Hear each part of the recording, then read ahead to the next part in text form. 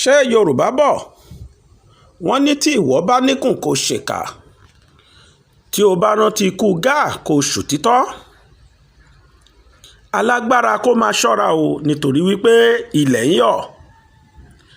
mo máa kí yín káàbọ̀ sórí ètò bàbá gbàgede ìmọ̀ tv ẹ̀ẹ́dùn rárọ̀ ọ̀tọ̀ tí a tún gbàyọ lónìí.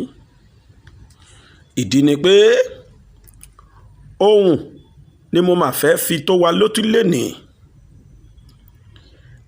a ní àjọsọpọ̀ kan pẹ̀lú agbẹjọ́rò olóyè Sunday Igboho lẹ́yìn tí ilé-ẹjọ́ ti dá wọn láre ní ìlú Ìbàdàn. a ṣe Zoom meeting kan lánàá àpapọ̀ gbogbo àwa media presenters. àwa pè lọ́ọ̀yà yìí agbẹjọ́rò yìí a pè sáàrin a bi léèrè àwọn ìbéèrè kọ̀ọ̀kan lórí kí ni implication ẹjọ́ tí wọ́n dá yìí. ǹjẹ́ DSS ǹjẹ́ wọ́n máa yà sí ná àbí wọn ò ní yà sí. lọ́ọ̀yà yìí sì fi àwọn nǹkan kan yé wa o lélẹ́yìí tó jẹ́ pé ó wù mí kí gbogbo ayé àtẹ̀yìn olólùfẹ́ mi kẹ́ ẹ̀ gbọ́. oríṣiríṣi àwọn nǹkan tá a mọ̀ lórí ọ̀rọ̀ olóyè Sunday Igboho ó ní lọ́ọ̀yà yìí mà jẹ́ ká mọ̀ nínú báwo ló ṣe nira tó gan láti gba Lady K sílẹ̀. ǹjẹ́ lọ́ọ̀yà yìí tá a bá ní kó wá ṣe agbẹjọ́rò Lady K láti gbà sílẹ̀ àtẹnìkan tó kù ǹjọ́ ṣe tán náà. kí ló dé tó fi jẹ́ pé Lady K lọ́ọ̀yà yìí ò ṣe agbẹjọ́rò fún un àti pé ta ni òun fúnra ẹ̀ sí olóyè Sunday Igboho.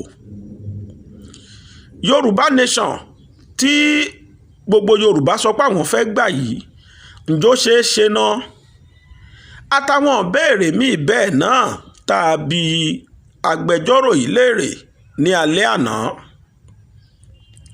ohun mi kẹ́ ẹ tẹ́tí gbọ́ ohun tí agbẹjọ́rò yìí sọ o. mo fẹ́ kí ẹ tẹ́tí gbọ́ kẹ́ ẹ sì máa fi ọkàn bá mi lọ. ìròyìn ìdùnnú gbáà ni òní lọ́ọ̀yà yìí tí ń ṣe agbẹjọ́rò olóyè Sunday Igboho òun ló fún wa o. torí wípé ọ́díò ni mo ṣe mọ̀ọ́mọ̀ kọ́kọ́ sọ̀rọ̀ yìí síwájú náà kẹ́ ẹ lè mọ kí ni tẹ́ ẹ fẹ́ gbọ́ gan. nǹkan kì í síbẹ̀ o ẹsẹ̀ ràgó. mo fẹ́ fi tó wa létí pé lónìí òde yìí DSS mà ti jáde. wọ́n ní ìdájọ́ tá à ń sọ yìí wọ́n láwọn ò gbọ́ o. wọ́n ní pé ilé ẹjọ́ kankan ò dájọ́ kankan páwọn ò gbọ́. wọ́n lè sọ bẹ́ẹ̀ nítorí pé èsì ìdájọ́ náà wọn ì tí ì fi tó wọn létí. ṣùgbọ́n wọ́n gbọ́ wọ́n mọ̀ wọ́n sì mọ̀ páwọn ti jẹ̀bi. adájọ́ yìí jẹ́ ká mọ̀ pé wọ́n lè àpíìlì ní court of appeal. tí kò bá tó tẹ́ wọn lọ́rùn ìgbẹ́jọ́ ẹjọ́ tí court of appeal bá dá. agbẹjọ́rò yìí sọ pé wọ́n lè gbé ẹjọ́ náà lọ sí Supreme Court. àmọ́ n tó dá wa lójú gbangba ni wípé àgbọ̀n tó gbọ́ ṣáṣá ẹ̀bí tí pa á ká tó wá sọ pé ẹyẹ abàrà gọ̀ọ̀gọ̀ kọkùnrin tàtọ̀rìn kóbìnrin tàtọ̀rìn káwo ta ni ó lòmí lẹ́yìn ẹsẹ̀ jura wọn lọ.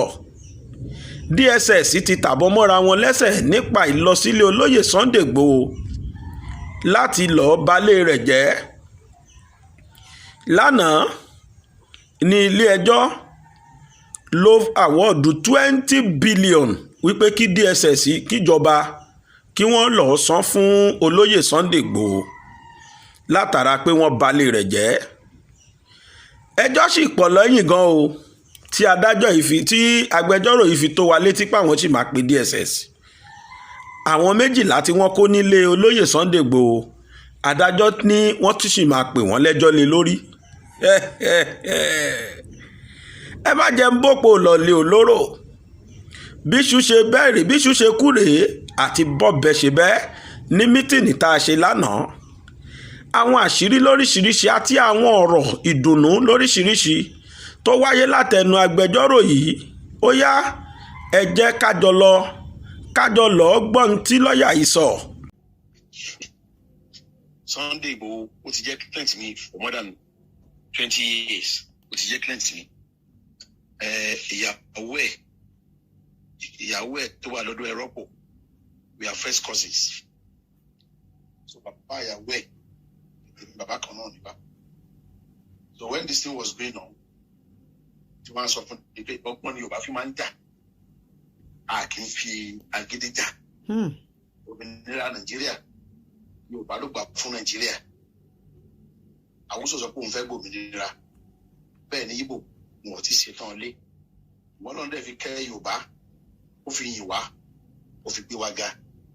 So ìdí ìyẹn kó jẹ́ ká máa lọ.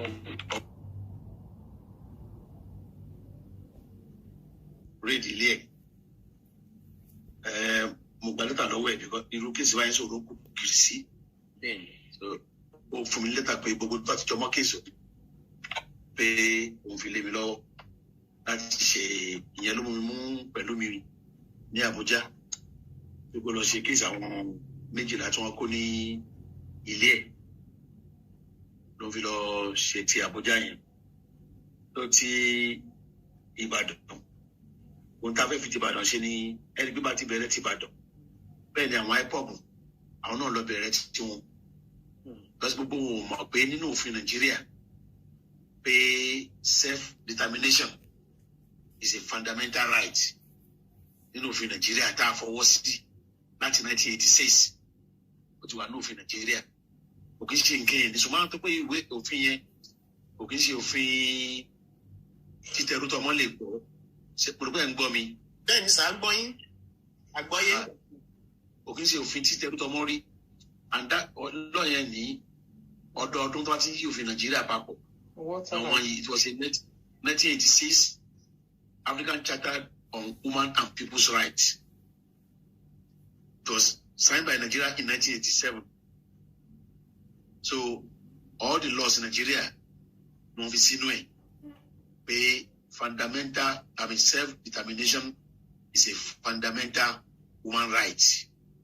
So if something is fundamental and then there's another case tí wọ́n sọ wípé òfin o Ransome Kuti àti Abacha against Ransome Kuti wọ́n ní òfin tayọ ojú gbogbo òfin Nàìjíríà lọ pátápátá African Human and People's Rights pé gbogbo òfin tó wà Nàìjíríà pátá wọ́n gbọ́dọ̀ tẹríba fún òfin yìí ni. So now àti test the constitution wa wò but kò ní ìpín ká test ẹ̀ o if tí Nàìjíríà bá fọwọ́ sí òfin yìí tí gbogbo Africa fọwọ́ sí wọ́n bí pé automatically self-determination is part of self-determination ó dàbí ara òfin tó wà ní constitution Nàìjíríà. tó tá a bá tẹ̀ tí mú yẹn kúrò ń bẹ̀ tá a bá rí yẹn gbà nílé ẹjọ́ gbogbo nínú òfin a ní kéèsì kan náà ṣe ní London náà ṣe ní UK wọ́n pè ní UAC against McFoy pé a lè gbé nǹkan lórí òfurufú yóò ṣubú ni.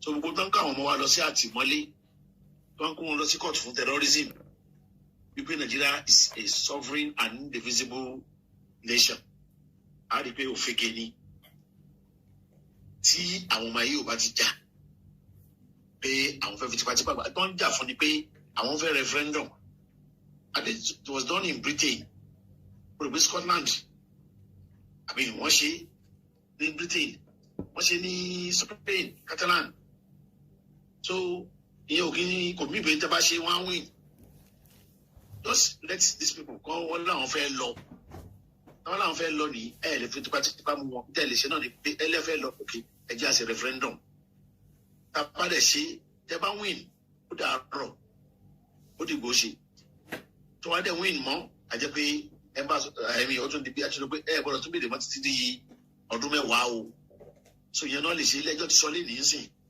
wípé ẹnìkan kan ò lè dókòkò bẹ́ẹ̀ anybody tó ń béèrè nípa self-determination ògbésẹ̀ táwa gbé níbẹ̀rẹ̀ pẹ̀pẹ̀ o ní àwọn IPOB ṣe lọ ń gbé sìn àwọn náà ti lọ sí kóòtù nílùú wọn fún 50 million àbí 50 billion wọ́n ṣe ní kí n wá ṣe kéèsì mo sọ fún ọ pé mi ò lè ṣe é torí pé wọ́n ti fi ogun bẹ̀rẹ̀ wọ́n ti ń sun ilé ìjọba, wọ́n ti ń sun ọgbẹ́, so irú yẹn ò ṣe korí bọ̀.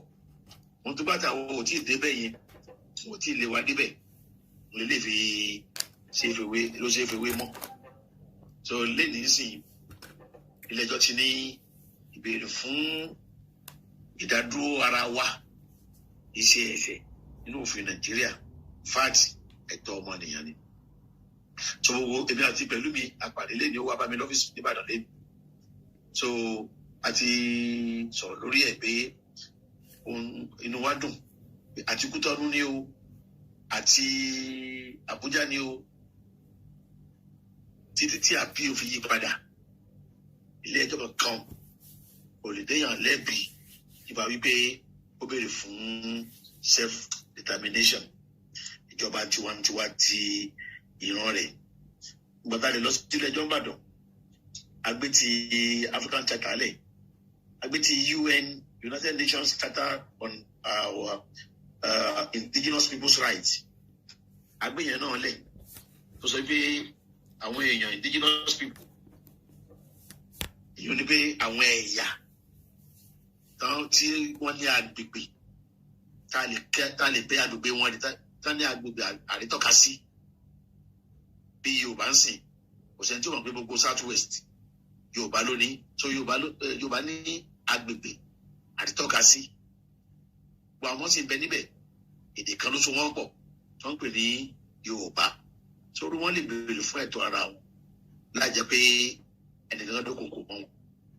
Lẹ́jọ́ lè sọ léde pé ìwà tí wọ́n wù tí DSS wù lé olóyè Ìgbòho pé ìwà tí ò bá ọ̀làjì ìwà tó yẹ kí gbogbo èèyàn tó bá jẹ́ èèyàn kan bẹnu àtẹ́lù ìwà tí mo gbọdọ̀ bá lọ́wọ́ oníṣẹ́ ìjọba tí wọ́n fi owó orí àwọn ènìyàn sanwó oṣù rẹ̀ ìwà bìkítà ìwà ta ni ó mú mi tó yẹ kí gbogbo ènìyàn wọ́n bẹnu àtẹ́lù pé nídìí ẹ̀ òun fún wọn ní òun award against wọn exemplary and aggravated damages wọ́n máa ń lò fún arbitrariness of any public servant. So àti mọ̀ pé wọ́n á lọ sí appeal wọ́n bá lọ sí appeal ní 20 billion náà bá wọn dínkù láyé mi rò pé wọ́n lè dínkù sí tí ò ní fi wọ́n lọ́wọ́ àti pé láti ìjọ márùn lọ́sìn àwọn ti lọ tí báǹkì ní gbogbo tó bá fowó wọn sí owó DSS ibi tó bá wà pé kí ilé ẹjọ́ gbẹ́sẹ̀ lé láti sanwó wa ìyá tó fún wọn ní wàhálà tó yẹn ní ètò tá à ń ṣe lọ́wọ́ àdẹ́gàmú sí ìrántí wá pé kò sí tó ń jẹ́ DSS nínú òfin wọ́n fi ń ṣì àwọn èèyàn lọ́nà ni ẹni tí àbíbámú lọ́wọ́ tó wà lọ pé DSS lẹ́jọ́ ó ṣe ra rẹ̀ nù kò sí tó jẹ́ DSS nínú òfin wọ́n fi ń ṣì àwọn èèyàn lọ́nà wọ́n bá rí wọn pè lẹ́jọ́ ni SSS ló kọ́ wọn State Security Service olórúkọ wọn bọ̀ Department of State Security Service irọ́ ni gbogbo yẹn ẹ bá pé irú eléyìí lẹ́jọ́ ó kàn fọ iye àtìpá rẹ̀ ṣòfò ibi tó dé nìyẹn abalẹ̀ tó bá ní béèrè kí tí wọ́n bá fẹ́ fún ẹ la fi ń parọ́ pé àgbàwó lọ́wọ́ ẹnì kankan sẹ́mu so àwọn àgbà tí a bá lè rí àgbà kankan tó bá ní wọ́n fọ ọ̀rẹ́ òní mú ó sì ti jẹ́ ń bẹ̀. ẹ má bínú sá à ń pa ní. ìsìlẹ̀ kan kọjú mọ́ṣẹ́ àwọn lọ́yà síbẹ̀ ìsìlẹ̀ kan kọjú mọ́ṣẹ́ wọn French kó lè bá a rí lò ní kóòtù yìí àwọn tí bẹ̀rẹ̀ náà tún ní ìsìlẹ̀ kan kọjú mọ́ṣẹ́ àwọn lọ́yà síbẹ̀ ìsìlẹ̀ kan kọjú mọ́ṣẹ́ wọn òṣèlú náà ń fi Sunday ṣe ní àtìmọ́lé nígbà tí mo pariwo gbà yẹn pé Sunday wà ní àtìmọ́lé bí wọ́n dé ní chain lọ́wọ́ wọ́n dé ní chain lẹ́sẹ̀ wọ́n sunkún bí ọmọdé àwọn yẹn wọ́n bẹ̀rẹ̀ sí bú mi àwọn tí Sunday came out pé òótọ́ ni tóun sọ because ṣẹlẹ̀ ni mí àwọn lá ní orísun wa ní Kútọ́nù so I know what is going on there àwọn ọmọ ìjọba ń fún mi láṣìírí tí wọ́n fẹ́ bá sọ̀rọ̀ ń sinmi àti sọ̀rọ̀ lọ́wọ́ wọ́n fẹ́ ká tẹ̀ mọ́ra o àmọ́ bá ti lè síta fún wa dé ara wa mọ́ra wa a ti sọ̀rọ̀ lénìí so gbogbo ìhàlẹ̀ àwọn lọ́yà sí Kútọ́nù lẹ́yìn Fálọlá mi ò rẹ́ tó serious nínú wọn mọ́ bẹ̀yẹn so ohun tá a fi kéèsì ṣe ni pé a fẹ́ fi yọ àkàbà lẹ́sẹ̀ ẹni tó gògiri ẹni tó gògbó náà tó ti dìbò kuná tá a yọ àkàsà lẹ́sẹ̀ rẹ̀ ọ̀gá mi tí yóò bẹ̀ẹ́lẹ̀ ni ó máa jábọ́ inú kó dìmọ̀ náà ń bẹ̀ tàbí kó jábọ́lẹ̀ wọ́n lè ti jábọ́lẹ̀ ní ibì kan ó lọ lára ẹ̀ so ń sìn basis for ìtàn gbẹ́kẹ̀lé láti kó àwọn ọmọ yìí lọ sí ilé ẹjọ́ terrorism pé wọ́n ń béèrè fún self determination ilé ẹjọ́ ní kò sí tó ń jẹ́rú ẹ̀ ẹlẹ́ẹ̀kejì ilé ẹjọ́ ní ìbọn tán náà rí lé Sunday pé kò sí ìfìdímúlẹ̀ rẹ̀ pé wọ́n lé Sunday ló ti rí bọ́n that's a precedent òfin dẹ̀ ní ohun tó fi ń jẹ nìyẹn tó wọ́n ti ní kò sí bọ́n pé kò sí ìfìdímúlẹ̀ pé wọ́n gbé bọ́n lé Sunday ká dẹ̀ fi ìdímúlẹ̀ wípé ẹ̀tọ́ ọmọnìyàn ni kéèyàn gbà fún kí àwọn ẹ̀yà kan béèrè fún pé àti yá lọ ẹ dákun kí wọ́n fẹ́ pè wọ́n lẹ́jọ́ fún it's a matter of time and in any case gbogbo àwọn ọmọ tó ń tì mọ́lé pátápátá la máa gbé wọn la máa gba afẹ́parí tì kan tán kó bàdí tó ń fún wa nílẹ̀jọ́ tó ń takora wọn the 12 of them are filed action ní Ọ̀yọ́ State High Court nìbàdàn bíbá yìí for damages against DSS. So when we do that táwọn náà ṣẹjọ́ ń bàdàn bí wọ́n fẹ́ gbé àwọn ọmọ ọlọ́mọ lọ a máa wò àwọn tó ń tì mọ́lé ń bẹ̀ is that ṣe lady yẹn ló fẹ́ lọ ṣé mo ló fẹ́ bèrè ni the lady saw it in her dream in her vision and she cried out and she wept pé báwo ya gùn lẹ́sẹ̀ that is the travail to ma undergo. I watched that program and I cried I wept pé Ọlọ́run dẹ̀ fi ràn arábìnrin. Second, so what I'm saying in essence is kò sí ìdí níbẹ̀ mọ́ tí wọ́n fi lè mú wọn àwọn náà wà wíárì ń sìn débi wọ́n á sọ ara wọn láti gbé àwọn ọmọ yẹn lọ sí court because ilé ẹjọ́ kan ti fi hàn wípé kò sí ìbọn tán náà rí lé Sunday pé kò sí fìdí múlẹ̀ kan rí mọ́ ohun tó lè fìdí ẹ̀ múlẹ̀ CCTV wọ́n ti ká lọ wọn ò lè jẹ́ CCTV hàn because CCTV hàn ibi tí wọ́n ti fọ́ aláàjì yẹn lódó lórí so wọn lè fẹ́ ká gbọ́ ayé nípa àwọn fọ́yàn lódó lórí àwọn scatter brain lẹ̀ mo fẹ́ kẹ́nìbọ̀dì rí lọ́ọ́ fi kó CCTV ńlẹ̀ so mi ò rí tí a lè máa bẹ̀ fúngbà díẹ̀ ni Yorùbá ní ẹni tégún lé ó máa rọ́jú bí sí rárá ayé ní rárá ọ̀hún nítòsí ẹ̀ bá wọn lé ní í sìn ó tó kọ́ abs ẹ mà gbígbà tí Màlàmí ń bọ̀ ń bẹ̀ tó ń bọ̀ àjẹjọ́ ó ní mi ò rán wọn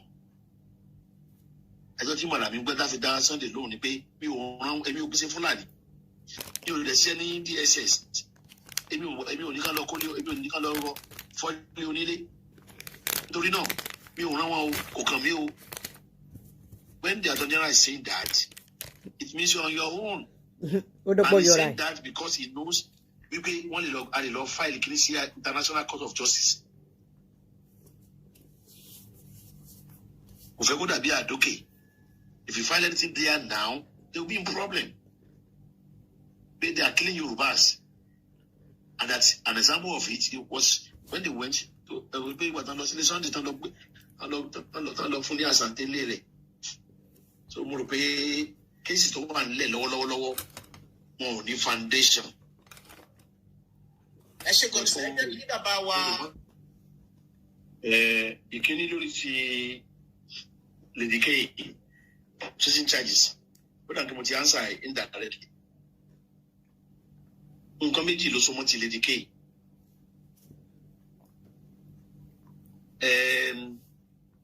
Lórí ti kéèsì yìí mo sọ fáwọn ènìyàn pé ìyàtọ̀ láàrin èmi àti human rights activist ó ní pé I am a core professional mi ò kí n ṣe human rights activist. Quote, all lawyers are human rights activists but the way it is being practiced in Nigeria I am not a woman. I'm not Falano. I'm not like Falano. I don't claim to be a Falano. I am a core litigator. Feed the Mowa as a professional. So Lady K now having charges against her. I cannot be involved unless I have instruction of Lady K. I've been very, very careful. Débi pé ẹ bá bè lọ́wọ́ olóyè Ìgbòho As of him, he gave me a written letter.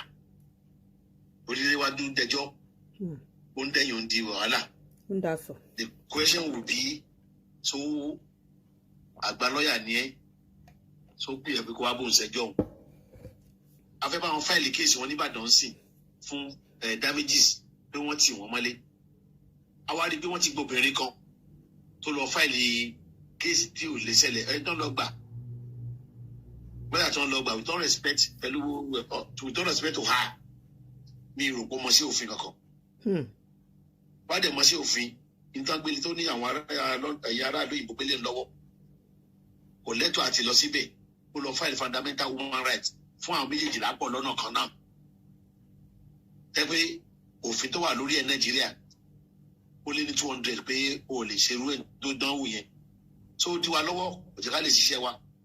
Olórí ọ̀rọ̀ Lady K ohun tó fi lè charge sí court mo ti answer rẹ̀ pé àwọn lọ́yà tó bá gbà mo dẹ̀ mọ̀ pé òun àti pẹ̀lú mi ń sọ̀rọ̀ lọ́wọ́ kò gbà mí mi ò lè dá sọ̀rọ̀ yẹn ju pé kí n fún mọ̀ràn lọ èmi kọ́ ni ó ti débi sí pé wọ́n gbọ́dọ̀ gba lọ́yà ara wọn. It is a constitutional right pé they must have a lawyer of their choice when it is criminal àti bọ́ sójú agbami criminal matter ń sìn. So ẹni tí Lady K bá gbà because ó yíwọ́ tán nígbà tá a fẹ́ gbà wọ́n láti mọ́lé obìnrin kan wá ó ní Lady K ló gbà wọn pẹ̀lú àwọn media practitioners ní ìlú òyìnbó. She would have spoiled the case. Àwọn kìíní kan ní abuse of court processes.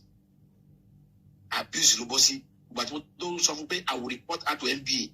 A fi ṣe lọ́ọ̀yà pìtàn. Ní o tó lọ disturb wa ní ìtànṣe lọ́wọ́. Pépà ti ń gbé jáde sí. Kò lè lọ withdraw case ẹ̀. The tomorrow. So, Lady K. Lady K is facing a criminal charge.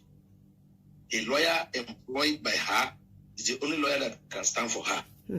That is that. But without charges in court, I want to budget. She cannot be guilty of terrorism again because the court has found that self-determination is a fundamental human right. She cannot be charged to court for ammunition or guns again because the court said there's no evidence linking Sunday Igboho or any of them to them want to call it. But they go call it pé olóníbọn. So wọ́n ti lọ tọ́jú àwọn tó ń lọ kọ́kọ́ àwọn àwọn oníbọn àjẹkùn wọ́n níbọn yìí. So ẹni láti gba àwọn òkú yẹn aṣọ ní court lẹ́nu nígbà tí wọ́n wá dájọ́ lórí àwọn olókùté ìyẹn náà tún ní wàhálà nù. Wàhálà tó náà tún nínú ni pé wọn ò fi lọ̀ mí. Àwọn tó lòkù I cannot just go to court sọ pé mo fẹ́ gbòkú lágbájá àti tàmọ̀dò. If the widow now says pé ohun àmì iṣẹ́ ń kọ́.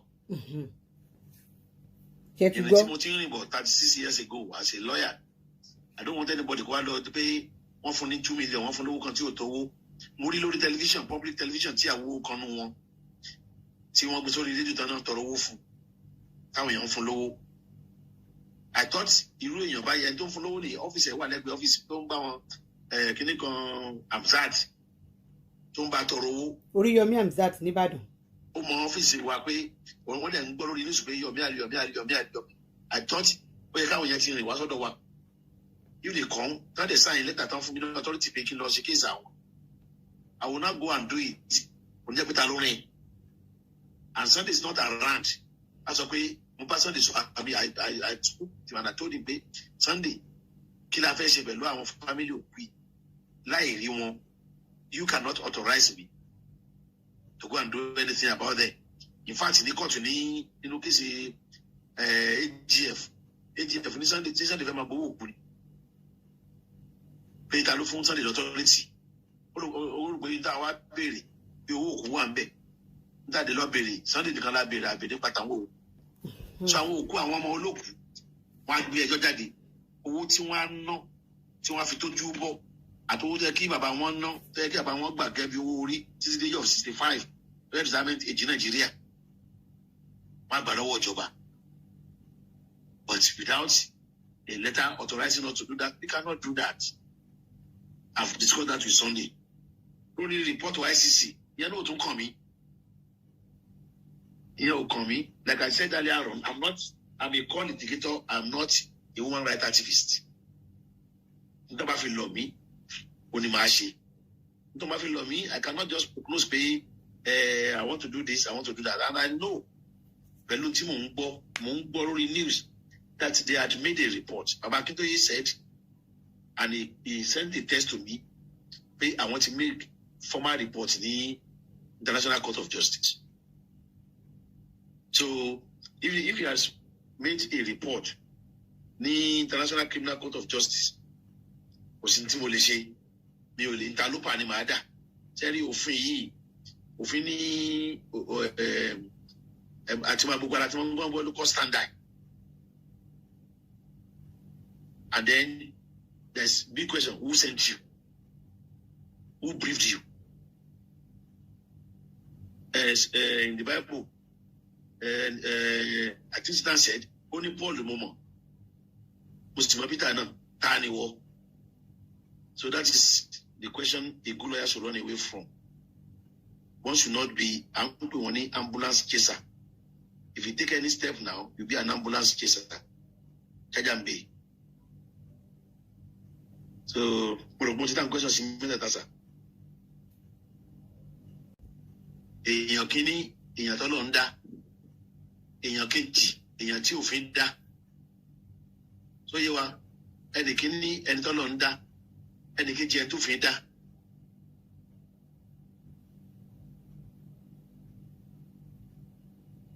Ẹ mọ̀ pé ẹni tó lọ ń dá, ń dábàá kọ́kọ́ lọ ṣe ni wípé ẹ lọ wádìí díẹ̀, kí ló dáa?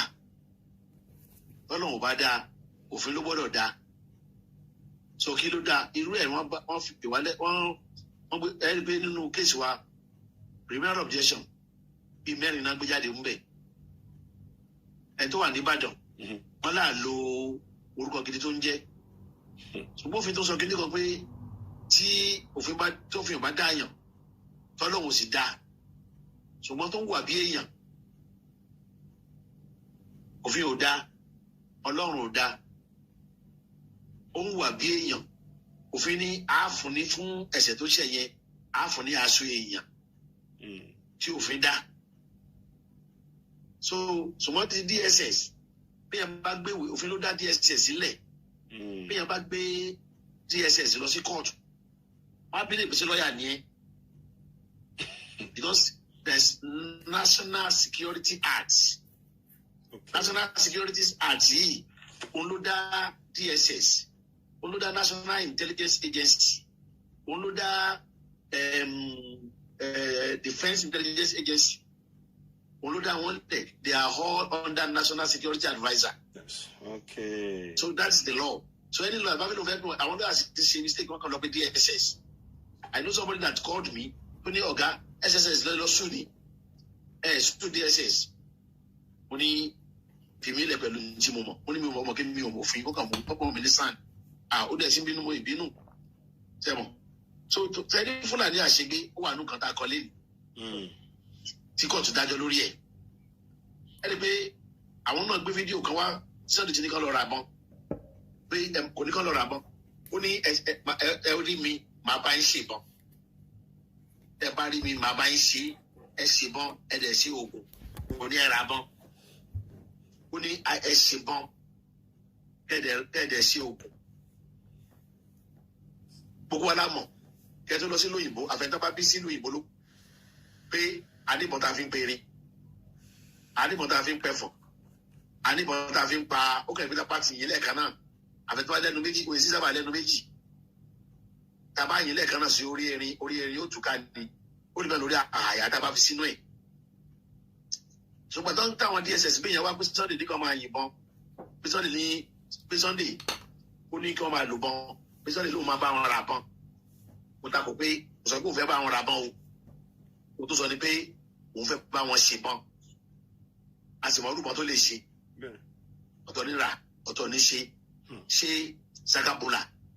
Gbogbo ọdẹ àdúgbò ní yìí. Ẹlẹ́ẹ̀kejì, àbá gbé fídíò wá, pé Sunday nìkan kọ́ ló sọ. Even Minister of Defence, ó ní wá gbé ìbọn wá kàn yín lẹ́ẹ̀mẹ́ta pàápàá ẹ̀ẹ́dẹ̀ mọ́ sákìrì. Can't you defend yourself? Àgbé fídíò yẹn lọ sí kóòtù. ṣé pé lọ́ọ̀yà yìí mọṣẹ́ o. ti kílódé pé lọ sí court Theophilus Danjuma to defend yourself it's now time pé àmì ti gbà bọ̀dẹ̀ ẹ má sàmọ́ so àfihàn ìjìkọ̀ lóra wọn ìtàwọn gbé agbésọ̀dẹ̀ ní òun ṣèpọ̀ fún wọn àti tí àwọn tí current minister of defence so they will just come and they will shoot twice or thrice in the here and be running away can't you shoot back. So we now balance pé ṣé tó nígbà wo ilé ìjẹ Fúlàní ó lè fi lè tí wọ́n mọ́lé tàbí kẹ́kọ̀ọ́ àwọn mọ́lé lọ́gànjọ́ o and then sẹ́ẹ̀dì kínní kan bẹ́ẹ̀ nílẹ̀ Yorùbá ẹ má jẹ́ àtàrà ọ̀rọ̀ ti pé mo rò pé kò sẹ́ni tó jẹ́ Ìgbò láàrin wa mi kò dẹ̀ Haúsá láàrin wa. ọ̀rọ̀ bá kàn wá sẹ́ẹ̀dì bá ṣe wà náà bá ṣe dùn wọ́n láwa yìí náà bá ti fi pòtọ́ wa lẹ́nu wò àkìmọ̀ra wa mọ́. Ṣebí Ọbásanjọ́ ló wọ́tà Babalógun lẹ́lẹ̀ Ọbásanjọ́ ló wọ́n lẹ̀ náà ikú Bọ́lágè ayé Ọbásanjọ́ ní ikú Bọ́lágè wáyé náà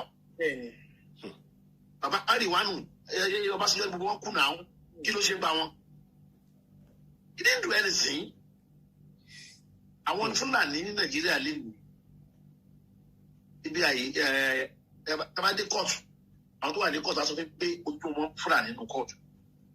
And that's why this man said, Madami, only I didn't send them. Mi ò ní kí wọ́n lọ fọ́lé onílé. Mi ò dẹ̀ kí n sí Fúlàní.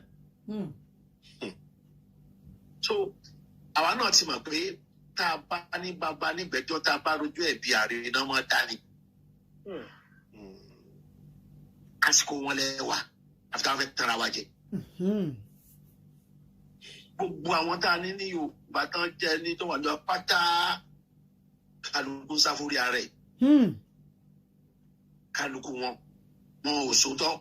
If you listen to my ẹgbàá àwọn kan ti wo fídíò tó àmì interview mi tí mo kọjú sí kí ni pé Ọ̀ṣínbàjò you are a son. Fáṣọlá you are a son. Ẹ̀yin wà ní Aso Rock tẹ̀ ń gbádùn. Àwọn ọmọ yín wà. Jọ́ ìnáfà àwọn yẹn lẹ̀ láti Monday not release wọn. But what you quote this German man, Neumann, Martin Neumann. When they came for communists, Yes. I don't say a word because I was not a communist. They came for trade unionist. I did not say a word because they came for Jew. I don't say a word. But finally they came for me. And nobody was there. When the phone Ọ̀ṣínbàjò, we didn't remember what happened to Dia. Dia felt unconcerned. And when it came to Dia, nobody was there to support him. Obasanjo came from South Africa. Nobody was there to support him too. Wọ́n gbé lórí gbogbo national media now. You will notice pé ọ̀sán ọjọ́ náà Monday yẹn náà release àwọn tó wà l'Abuja. The 10 of them were released that Monday. Because wọ́n mọ̀ pé ọ̀rọ̀ tá a sọ ó bá wọn níbi tí ó ti lè dùn wọn.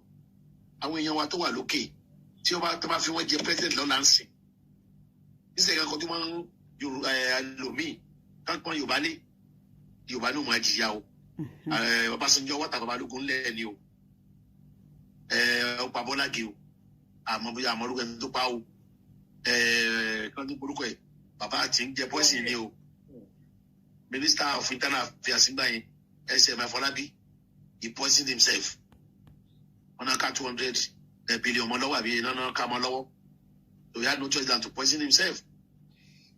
Bàtà wa wà ń bẹ̀ àbùkà àmọ́ ìyá wa wà ní Kútọ́nù o. Àṣírí line lọ sí Kútọ́nù o. He didn't do any rail line to Kútọ́nù. Àdìbẹ̀ pa ni. So ẹnìkan sì tẹ̀ lọ sí Nìjẹ́ ìsìnkí ló kàn wá pẹ̀lú ẹ̀. Why you bothering yourself? Bákan yìí náà ẹ̀yin lẹ̀ kí n náà ti ara yín. Niger Bridge.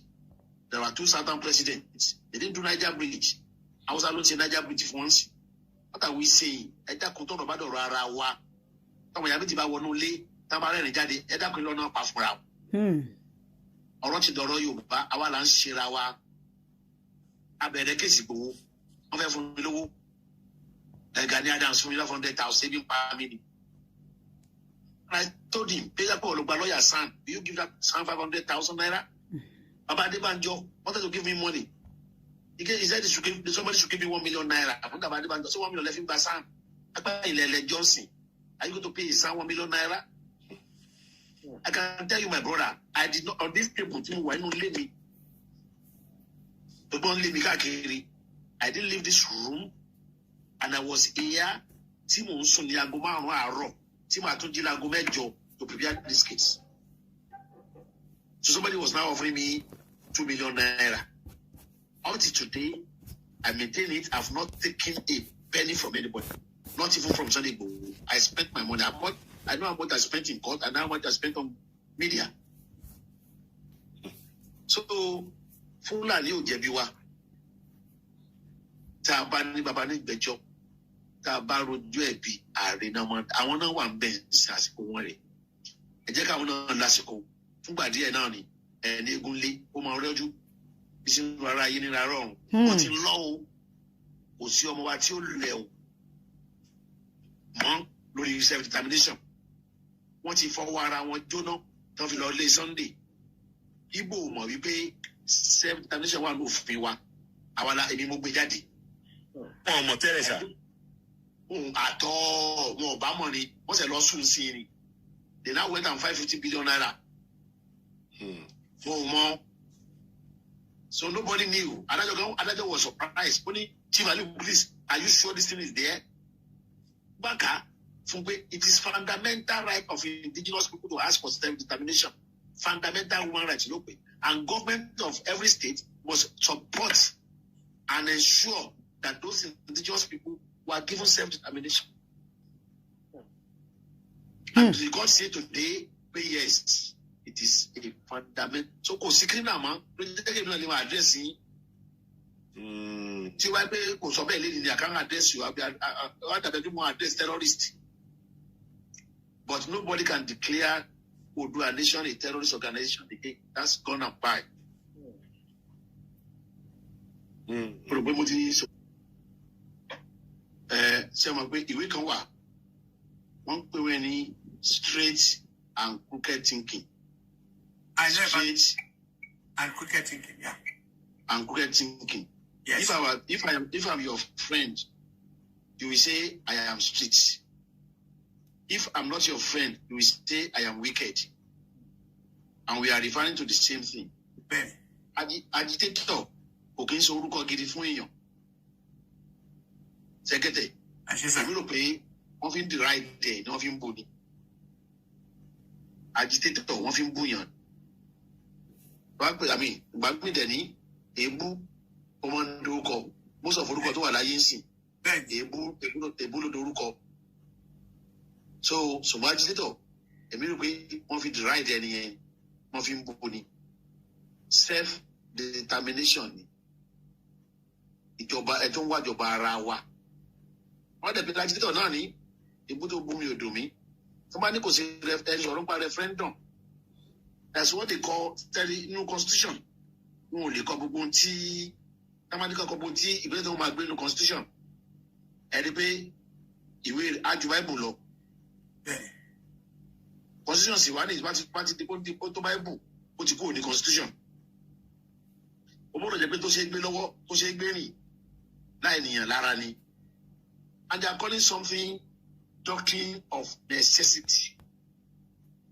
Nígbà tí Yar'Adua kú, kò sí ètò kankan nínú constitution pé báyìí ẹ tó máa lọ síbẹ̀ rẹ̀ tí wọ́n sì yàn tó máa di president rẹ̀. Nígbà tí Kogi náà kú, Bello àmì kí ló kọ pọ́n tó kú ní Kogi gbà tó tẹ election. Kò sínú law wa.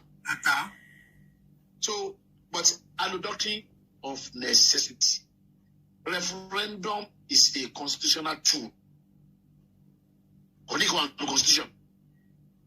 They are asking, as I need, I'm a very recall. If you want to recall a governor, any elected officer, say they recall one by election, by votes. That's another form of referendum. So referendum is there. It's the constitutional tool that got done a law. So agitator is a deriding name.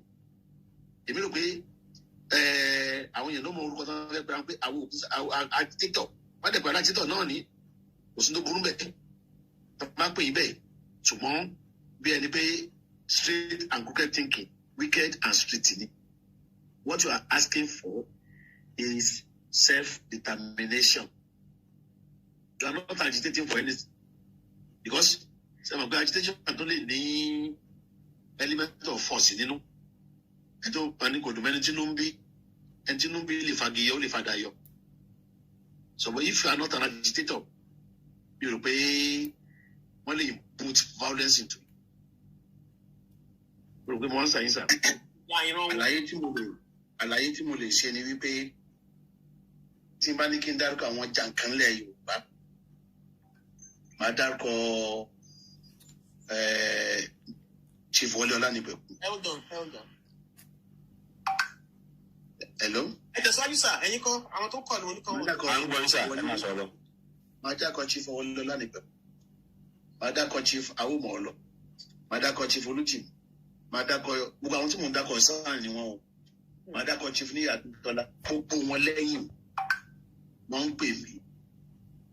Gbogbo wọn lẹ́yìn náà ń dá sọ̀rọ̀ yìí. Kò sí àwọn tí mo dá Bọ́lájí Ayọ̀rìndé, Akin Onígbìndé, they were all called Bayéṣíà láti Kogi State. Gbogbo náà ń pè mí lẹ́yìn pé a wà pẹ̀lú ẹ̀ o. Ṣé ẹ mọ̀ wípé àsìkò kan wà tí SSS tí wọ́n fẹ́ arrest lórí kéèsì yìí? Tọ́ ní mo incite pé wí kí àwọn ọmọ yẹn. Ẹ má bínú ẹni sọ̀rọ̀. Ẹ má sọ. Òun fẹ́ irú èmi kọ́ ló ń fẹ́ kí n fọwọ́ kàn. Nìkan ọ̀gá bá bẹ́ẹ̀ dè pé ohun tó dẹ̀ ń lọ yìí sórí àwọn àgbà yìí tá wà lẹ́yìn èèyàn. Mo sọ lẹ́ẹ̀kan pé tí wọn ò bá fúnyàn ní àṣẹ láti wá dúró fúnyàn, wọn ò lè dúró gba tí wọn kì í ṣe jájà ń pè, wọn ò dẹ̀ kí n ṣe ambulance chaser. Ẹjọ́ ta ló fọ̀rọ̀ lọ̀ wọ́n? Ṣé èmi sì ẹkùn fi lọ̀ mí mi ní dásì? Bí mo ṣe jẹ́ pé àna mi àbúrò mi kankan tí wàá fi lọ̀ mí mi ní bá dásì. Bákan máa kí lẹ́yìn ní pípẹ̀lẹ́ o, kó ọ̀rọ̀ yẹn o, táwọn lọ́yà rẹ̀ ṣe dáadáa o. Sọ àfọ̀rọ̀ lọ̀ wọ́n ni kò kí ń ṣẹ̀dí. Mo sọ fún pípa tí mo fọ̀rọ̀ lọ Fáṣọlá àti Vice President Ọ̀ṣínbàjò. Pé you are learning senior advocate ń bẹ̀. Ẹ lè ń wòran ẹ̀ ń gbádùn ní ààrẹ. That same day, those guys were released. They were released. Tẹ́ ẹ bá fi lọ̀ wọ́n, Bẹ́ẹ̀bù náà ní bèrè àwọn òfin fún ẹ. Tẹ́ ẹ bá fi lọ̀ wọ́n kí lẹ́fẹ̀ẹ́ kan sọ náà. Tẹ́ ẹ bá fi lọ̀ wọ́n, èmi sì ẹ̀sùn mi lè rí nípa Lady K. Mo ní ẹ̀ fi lọ̀ mí. I cannot just go there and say Lady K, mo wá fún court, mo wá fún Lady K. I cannot do that. Ṣètò ọ̀nà ìwọ́n tẹ̀ ti gbọ́ láyé yìí. Wọ́rọ̀. Ẹ lóyún sà, ó lóyún o. Tó ń yà wọ́n lẹ́nu pé kí la fẹ́ fi káàtì ṣe pé ṣé èèyàn tó wà bẹ́ẹ̀ ní káàtì kò sí tó kàn yìí. Ẹ ti wá ní ma. Lọ́yà wọn tó ń sọ̀rọ̀ ìpínlẹ̀ wọn náà ní lọ́yà àlẹ́. Wọ́n jẹ́ kó bá wa tọ ìmọ́lẹ̀ sí ibẹ̀ yẹn. Ṣé ìgbọ́nà ní kọ́ máa lórúkọ wọn àbí kọ́ máa dárúkọ kọ́ máa lò fọ́tò sí ráàlì? Mo gbọ́ tó ń sọ. Ẹ rí i pé wọ́n ní ó jáde ní ìròyìn wípé. Màá gbọ́, èmi ni mo sọ bẹ́ẹ̀. Èmi ni mo sọ bẹ́ẹ̀. Ṣé ti gbọ́? Èmi ni mo sọ bẹ́ẹ̀. Mo sì gbà láti mo sì gbà. Ṣé ti gbọ́? Lọ́ọ̀yà yẹn fúnra because mo kà á kíní yẹn lánàá. People were, bashing me. Some even called me and started, cursing like usual. Some, èmi kọ́ ni mo sọ. Lọ́ọ̀yà yẹn ṣe bẹ́ẹ̀ ti gbọ́ pé lọ́ọ̀yà yẹn sọ pé òun fúnra ara òun lòun sọ.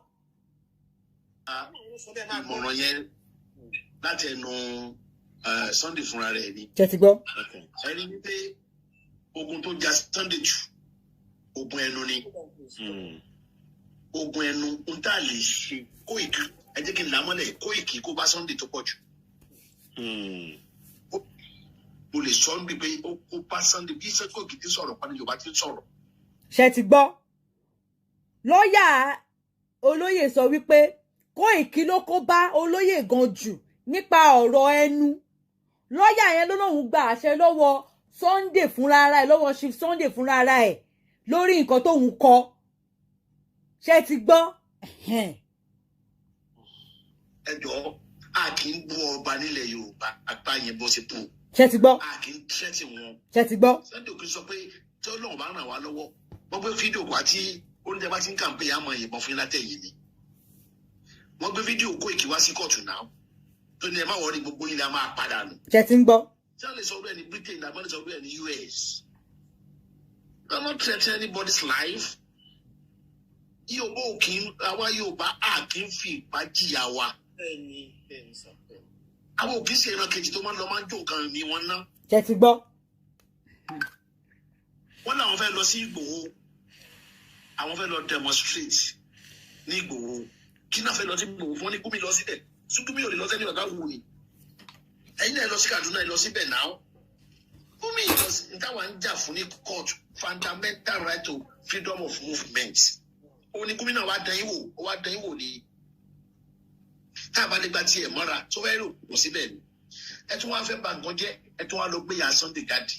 ṣé ti ń gbọ́. sí àsìkò ilé ẹ̀kan máa gbé ya Sunday jáde sí àsìkò yìí ni the boy was crying pé yà ń ṣèwádìí àwọn tó fi tìyà rẹ̀ nílé wọn sì bí èèyàn bá débẹ̀ in fact wọ́n rò pé wọ́n ń bọ̀ lọ́wọ́ demonstrate ìlú ẹ̀ ni so that's why he issued out ohun táwa fẹ́ ṣe àwọn òbá àyàn ẹ wo demonstration ní court premises lady dábàá wo kíní kí ọmọ Oòduà ẹni bó lọ ní wọ́ọ́rọ́wọ́ wọ́n dẹ̀ kọ́ national anthem wọn ó lọ ní wọ́ọ́rọ́wọ́ ń bẹ̀ ó lọ ní rọwọ́rọsẹ̀.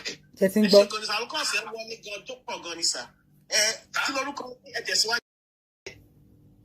tó bá dẹ̀ tó wá bí ẹ̀yin èèyàn mi kò ní wúlò fún ìṣọ̀kan Yorùbá àbí ni ó wàá fi hàn ní wọ́n fi tá a ṣe léde sìn ó lè wà nínú dúrà Ọ̀yọ́ State Government for Life ṣùgbọ́n tá a bá lọ àbí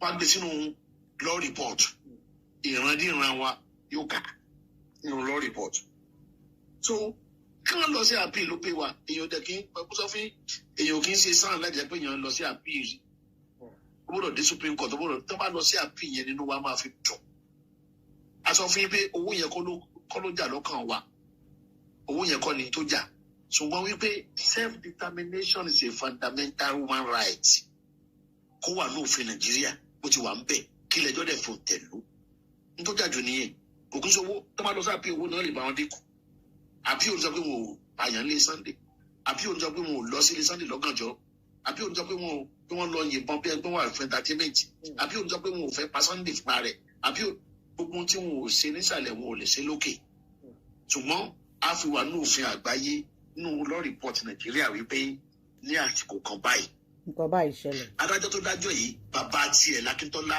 bàbá Lámilámi nígbà yẹn mo rán létí pé bàbá rẹ̀ tó rántí bàbá rẹ̀ lórí ilẹ̀ yìí náà bàbá rẹ̀ ti pẹjọ́ Adégbénró ní kì í ṣe Akíntọ́lá ó náà bá rẹ́rìn mo tó bí bàbá rẹ̀ ti make history ìwọ náà make history lọ́wọ́lọ́wọ́ ń sìn tó sì nígbàgbé rẹ̀ láì lọ sí court of appeal òwúlò fún wa ẹjẹ́ kan lọ court of appeal ọ̀rọ̀ tẹ bá tẹ̀lé Koiki gbogbo oúnjẹ bá wá sí Nàìjíríà ẹnu gbòdè ni wọ́n ti máa tì í mọ́lé because ohun tẹ̀yìn ṣe ń bẹ̀ ni pé orin ogun ni Koiki ń kọ tẹ bá ń kọrin yẹn lọ wọ́n á sọ kọ́ńtìpé wọ́n á sọ Yorùbá nation wọ́n á sọ the terrorist gang a máa yìnbọn fún wọn a máa gé wọn ọ̀dà mọ́tò kankan ò ní já lọ tó bá ti ń ṣe yẹn àwọn èèyàn tó bá ní ìjọ ní bá ń dá sí decent people will not join you. mo mọ Koiki o mo ní phone number ẹ lọ́wọ́ lè bá sọ straight ṣùgbọ́n èmi àti Sunday we discuss ẹ̀sìn Sunday ṣé o fẹ́ lọ yìnbọn gba Yorùbá nation ni àbò fẹ́ fọpọlọ gbà á oníbọn mi ló la fẹ́ yìí sí Nàìjíríà so let's change our method. ṣe ti gbọ́. we now Yorùbá ìran àwọn ọlọ́lá ní àwọn òkè ń lò mọ́ àwọn alágbàdo mìíràn fún Nàìjíríà náà àwọn sọ̀rọ̀ pé ó fẹ́ gbòmìnira ọ̀rọ̀ àwọn sọ̀rọ̀ padà bí ọ̀rọ̀ àwọn ará Republic of Benin ni ti France tán fọwọ́ ọ̀tún fún wọn lómìnira tán fọwọ́ òsì gbà lọ́wọ́ wọn. bẹ́ẹ̀ ni bá ṣe ní fún gbogbo àwọn Yorùbá àwọn Yíbò àtàwùsà tún àwọn ará lọ́pọlọ àwọn Awólọ́wọ̀ àwọn bájúwe àwọn bàbá àgbà tí Macaulay àwọn náà wòrò àwọn náà lo ọpọlọ tí ọpọlọ ni Yorùbá fi ń jà wò kí n fìbọn jà kí n lọ àti ẹgbẹ́ tá a délé ní ìsìn ó ní àwọn Yíbò lẹ́nu ni gbogbo àwọn ọ̀rẹ́ mi tó ń jẹ́ Yíbò tó ń jẹ́ lawyers náà ń pè mí pé you this Yorùbás 20 billion wọn ò fún yàn Nàìjíríà rí náà individual Has not been granted to anybody in Nigeria before. Self-determination. Nobody knew it was in Nigeria's statutes. ọpẹ́ o Sunday Igboho tún ó break record ọ̀kan lọ́mọ. Ọpọlọ Yorùbá nìyẹn. Báwa ṣe máa ń jà nìyẹn. ọpọlọ ni Yorùbá fi ń jà. Hello. Pelumi Labuja is standing by. But fẹ́ wà embarrassed níbi tá a gbà wọ́n lẹ̀. We were embarrassed by people in diaspora. Don't lọ brief lady lawyer kan. O ti withdraw $1. She has not withdrawn till tomorrow. And what she filed? Èèyàn ní Nàìjíríà ó lè file èèyàn mẹ́ẹ̀ẹ́dógún pọ̀ mọ́ àyè méjìlá kọ́ lẹ́ẹ̀kan náà nínú fundamental human rights. Not done. Fundamental human rights and individual rights, not a collective right. She now sued collectively. Ó lóun ti bọ́ lọ́wọ́ àwọn media practitioners ní diaspora. Òun dẹ̀ gbọ́dọ̀ ṣiṣẹ́ fún wọn. Iṣẹ́ yìí ò bá kó àwọn ọmọ tá a kó sí tá a gbà lẹ̀. Iṣẹ́ yìí ò bá kó bá wọn. Ó mọ lọ́ọ̀ yìí ó kàn. I will not respect to her, sir. Because ó mọ̀ pé lókà kan wà ń bẹ̀. And you are now coming. The next thing we should do is to report her to NBA. So, I want to brief for rapidly. If it is this organization, lots of people will withdraw case. Okay. It's embarrassing and it's a serious setback. ṣe ń You gbọ́. cannot fight fundamental human rights portray people in a process. It has to be an individual right. Because at the end, my sister, kí ẹ kó lè máa làágùn kí ẹ lè má jẹ àmọ́ ẹni nìyẹn so tẹ́lẹ̀lẹ̀ gbogbo náà ń sá fún this terrorism but ilé ẹjọ́ ti sọ́nsìn pé self-determination is a fundamental human right so now they can now go out pé ilé ẹjọ́ ti sọ báyìí kí lẹ tún dí àwọn ọmọ yìí lọ́wọ́ fún kí lẹ tún dí wọn lọ́wọ́ fún so at worst ni pé tẹ́lẹ̀ fẹ́ ṣe referendum kò sí tá a lè ṣe referendum náà ni ẹ̀yin tẹ́ wà ní Britain ṣe about 2 years ago àbí 3 years ṣe bẹ́ẹ̀ ṣe referendum for Scotland bẹ́ẹ̀ni and they lost àwọn tó wà ní Spain ẹ ṣe referendum fún Catalan àbí Catalan àbí kìlò àwọn yẹn and they lost too anybody in government can only win referendum lọ́wọ́ wọn á pẹ́. Because the instrument of referendum will be by government. What I will order after this case is a referendum. I will order it.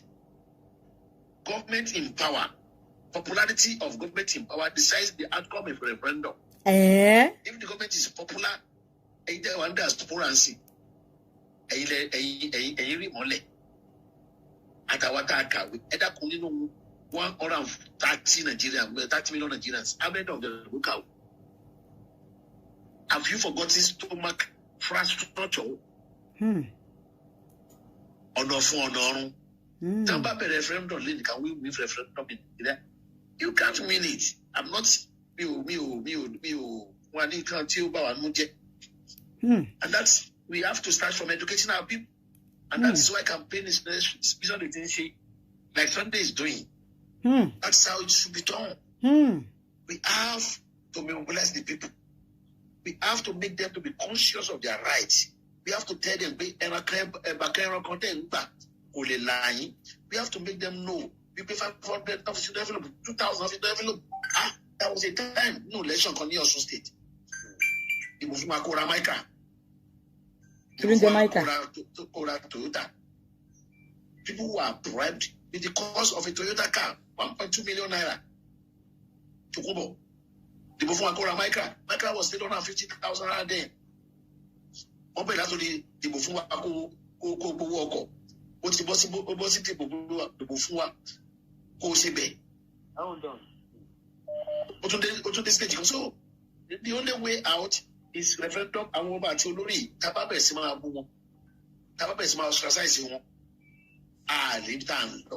Àwọn ni wọ́n lè bá wa gbé lábẹ́nú about me ìmọ̀ye educated Nigerians tó wà o but mi rò pa ni pé àlọ́pẹ́ 20% of Nigerians are educated out of 120 million and don't forget the northerners. Taba fẹ́ ṣe referendum taba gbàtàn it's like a council local government council if you want to create a council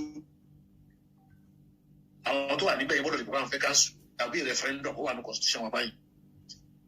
Then by state here for everybody in that state must agree bẹ́ẹ̀ náà ló ṣe rí fún Nàìjíríà if you want to do a referendum.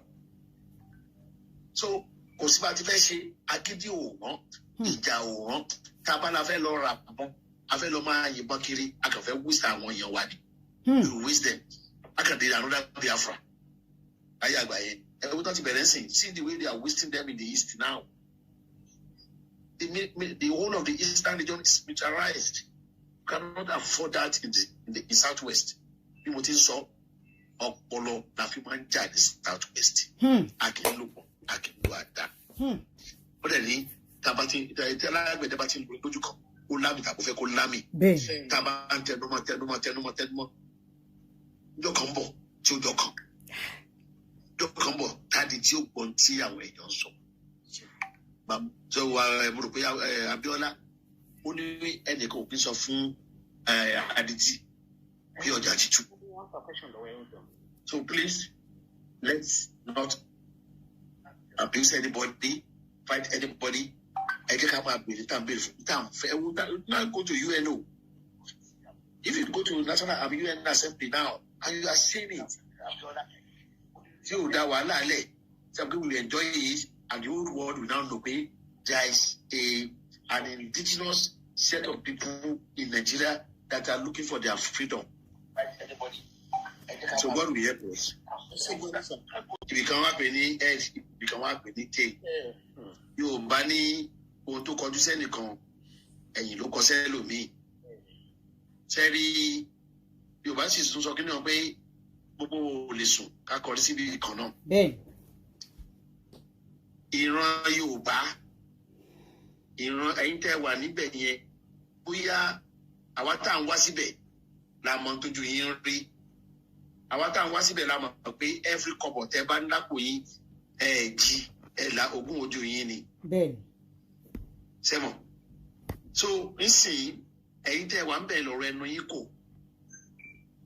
Ẹ̀yin tẹ́ wà ń bẹ̀ yẹn ọ̀rọ̀ ẹnu yín kò. Àwọn tó ń gbowó lọ́wọ́ yín Nàìjíríà ń bí gan-an tí wọ́n á yín mú sí yín ló pọ̀ jù. Tí mo fi ń sọ bẹ́ẹ̀ ni pé ohun tó kọjú sẹ́nìkan kọ́ yìí sẹ́lòmíì. Ó ní wípé one Yorùbá náà sọ pé àgbo lè sùn ká kọrí síbi kan náà. Not everybody ló believe in self-determination. And that does not make them a bad person. Where your fundamental human right ends, another person's own starts. Ibi tí ẹ̀tọ́ tiẹ̀ parí sí ní tẹnìkan ti bẹ̀rẹ̀. And justice is not a one-way traffic. To go say one-way justice is a three-way traffic. One for the person, one for the other party, and one for all, which is government. Ọba, governors can support the self-determination. Mi rò ó wà, ẹ má jẹ́ àtàrà wa jẹ. Mi rò pé wọ́n wà. So ẹ̀tọ́ wọn sì ni tí ò bá sírú wọn láti support self-determination. Ẹ̀tọ́ wọn ni. Ẹlẹ́ẹ̀kejì, ọba ń jẹ́ ọba láyé àtijọ́ lórí Ifá àti Ọ̀pẹ̀lẹ̀. Ọba ń jẹ́ ọba ní ìsìn lórí òfin. Lórí owó. Ọba ò ní òfin àti owó lọ́ba fi ń jẹ́ ọba. Ọba ò lágbá lórí DPO, gọ́fúnà kan ò lágbá lórí DPO. Ṣé ti gbọ́?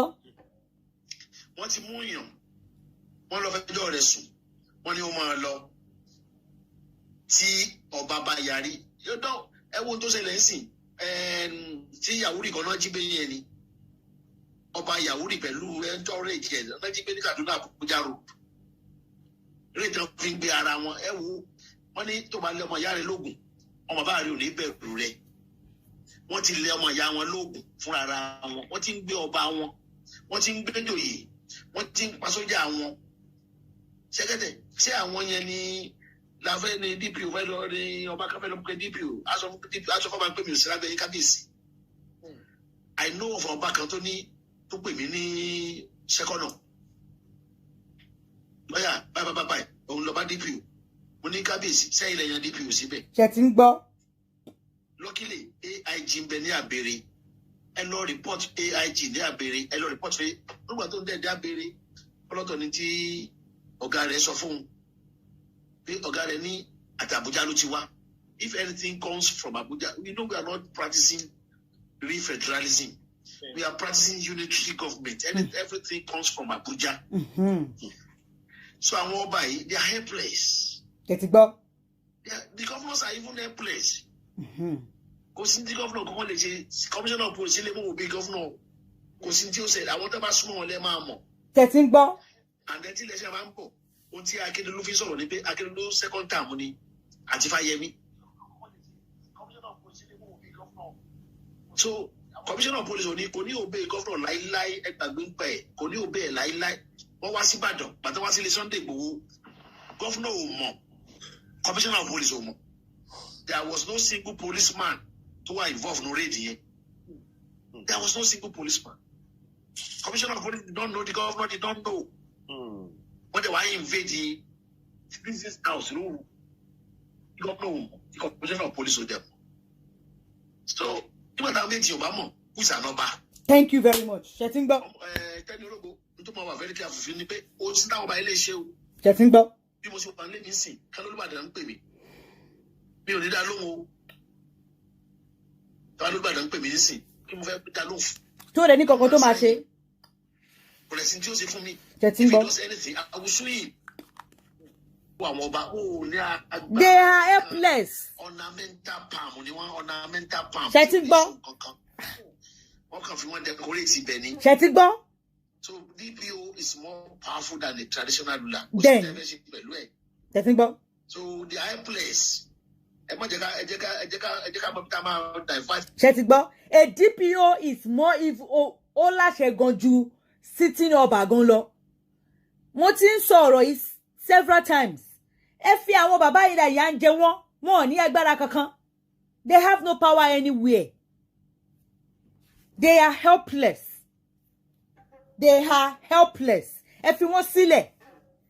Rather than shouting ọba, the people that was voted in power, that are sitting, that you are paying their salary, those are the ones tó yẹ ká máa pariwo not àwọn ọba kan.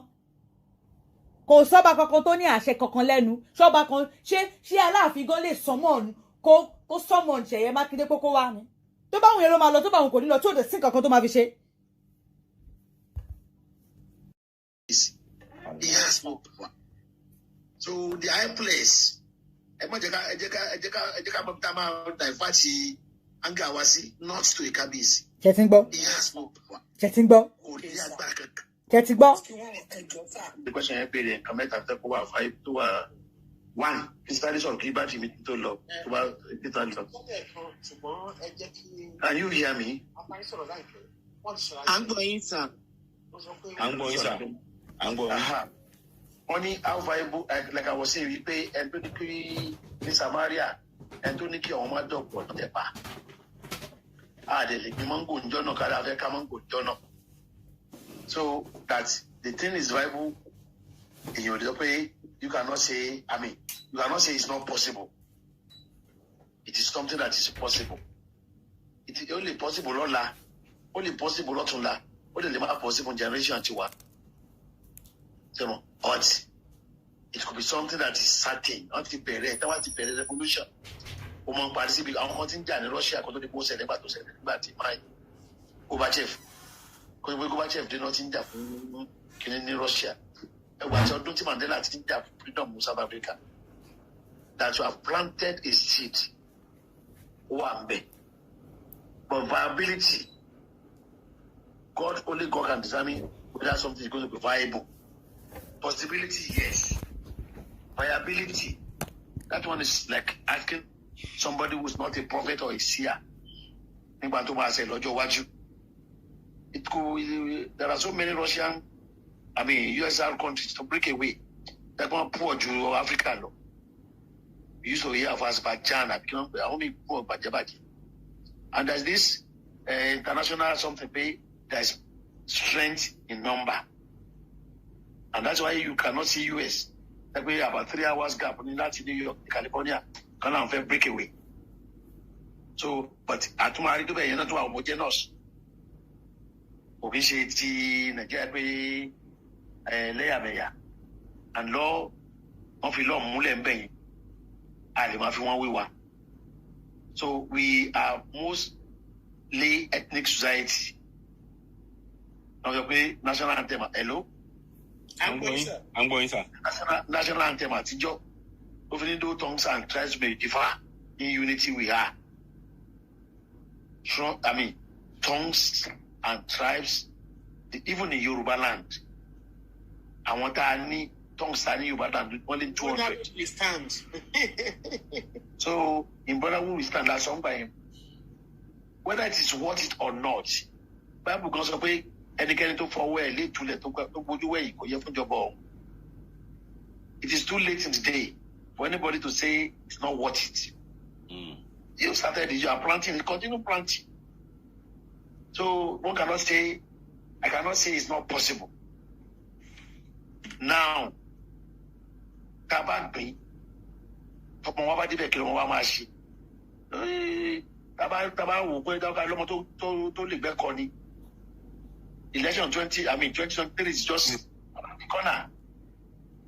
Tabalẹ̀ tó lè gbogbo effort wa taba kó sọ́mọ taba mọ̀ kó ní interest nínú kínní tó lè bá a jà fún. But I'm telling you, an average politician, 80% of them, they don't believe in it. I know many of them don't believe in it. You're making a lot of it. Baba will like it when she's down. Baba will not go like it when she. Baba to be a politician, don't know, don't go down on Bolo Junior. So, I won't forward see. I want to go we know forward see. Second, to when they are under school. And you're going to debate with and shake your phone. And what I mean, thank God I'm still a student of history. I read I read history up to university level. I was in Unilag. It was a law for geography. And this was my minor course. I know French Revolution, but you allow what you bury. I want to engineer, I want to prepare one. And Cosentiomo, where Yoruba nation is blessed. Can't only oil in the east. Now what he did, that's Baba Iwan Bengba, no Boiluan better. Barrister Aliu ẹ kú atótónu látàárọ̀. Mo rò pé gbogbo wa ti gbọ́ ohun tí arákùnrin yìí sọ. Ohun tí ẹ ti ń gbọ́ látàárọ̀ ni ohun agbẹjọ́rò olóyè Sunday Igboho. Ohun tí mo rí dìmú nínú àwọn ọ̀rọ̀ tí wọ́n sọ, òun náà ni ìkìlẹ́yìn fún àwọn ọ̀rọ̀ tèmi náà máa ń sọ wípé ẹ má jẹ́ ká bú ọba, ẹ má jẹ́ ká bú ìjòyè. Wọ́n jẹ́ kó yé wa nísìn wípé àwọn ọba tá à ń wò yìí gan ọba Yorùbá wọ́n ní wọ́n ti gbé jẹgbẹtẹ́ ti gbọ́mọ lé wọn lọ́wọ́. Wọ́n ní kódà DPO ó láṣẹ lẹ́nu ju ọba lọ lọ́wọ́ yìí. Wọ́n ní kò sí gómìnà kankan tọ́ba lè pàṣẹ fún. Wọ́n láwọn ọba tá à ń wò yìí àwọn ọba ilẹ̀ Yorùbá wọ́n láwọn gan wọ́n ní self determination Yorùbá yìí wọ́n láwọn ọba yìí support wàwá tá à ń pariwo lọ. Ohun tí mo kàn rí nínú ọ̀rọ̀ yìí ni pé ó dáa kí gbogbo ọmọ Yorùbá ká ṣe sùúrù. Ọ̀nà tá a ti ń tọ̀ lọ́wọ́lọ́wọ́ ìlọ́nà tó dáa.